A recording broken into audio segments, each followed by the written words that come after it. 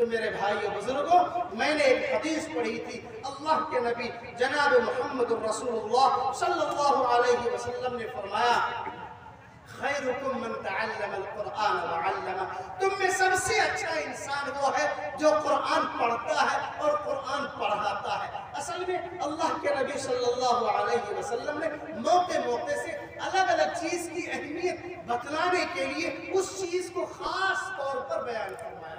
کبھی کسی چیز کی اہمیت، کبھی کسی چیز کی اہمیت ذہن و دماغ میں بٹھلانے کے لیے موقع سے وہ ذہن میں بٹھلا دیا۔ اس کا یہ مطلب نہیں ہے کہ اور چیزوں کی اہمیت نہیں ہے۔ ایک موقع سے روزے کی حالت میں ایک بوڑھے میاں گئے اور پوچھا، یا رسول اللہ، میں روزے کی حالت میں اپنی بیوی کا بوسہ لے سکتا ہوں کہ نہیں؟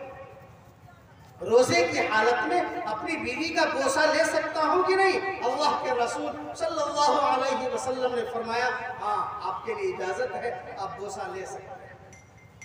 تھوڑی دیر کے بعد ایک جوان تشریف لائے اور انہوں نے کہا، یا رسول اللہ، میں روزے کی حالت میں اپنی بیوی کا بوسہ لے سکتا ہوں کہ نہیں؟ اللہ کے رسول صلی اللہ علیہ وسلم نے فرمایا، نہیں، روزے کی حالت میں بوسہ نہیں لے سکتے۔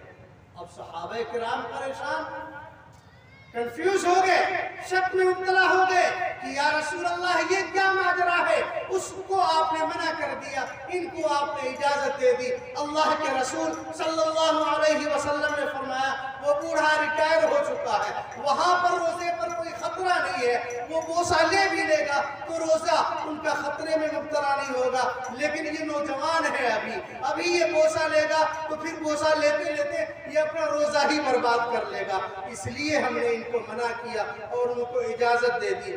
اسی طرح ہم لوگوں نے شریعت کو سمجھ لیا ہے اپنی مرضی سے۔ یہاں دیکھیے، نبی کی مرضی چلی، نبی نے ایک کو اجازت دی اور دوسرے کو اجازت نہیں دی۔ لہذا مسلمانوں، ہمارے سامنے قرآنی تعلیمات ہیں، ہمارے سامنے رسول اللہ صلی اللہ علیہ وسلم کی احادیث کا ذخیرہ ہے، ہمارے سامنے صحابہ کرام رضوان اللہ علیہ مجمعین کی پوری زندگی ہے، ہم ان کو دیکھیں۔ اگر وہاں پر اجازت ہے تو ہمارے لیے بھی اجازت ہے، اگر وہاں اجازت نہیں ہے تو ہم اپنے من سے اجازت نہ نکال لیں۔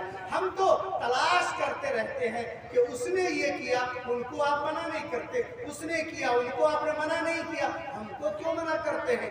میرے بھائی بزرگوں، اگر کسی مسلمان سے یا کسی عالم دین سے یا کسی بڑے آدمی سے یا سماج کے کسی ذمہ دار سے کوئی غلطی ہو گئی تو وہ شریعت کا حکم نہیں بن گیا۔ آپ ان کو مت دیکھیے، بلکہ اللہ کے فرمان کو دیکھیے، رسول اللہ کی تعلیمات کو دیکھیے۔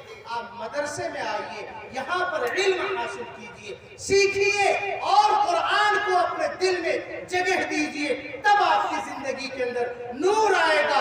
آپ کو معلوم ہوگا کہ قرآن میں اللہ نے اجازت نہیں دی ہے، آپ فوراً اپنے قدم کو روک لیں گے۔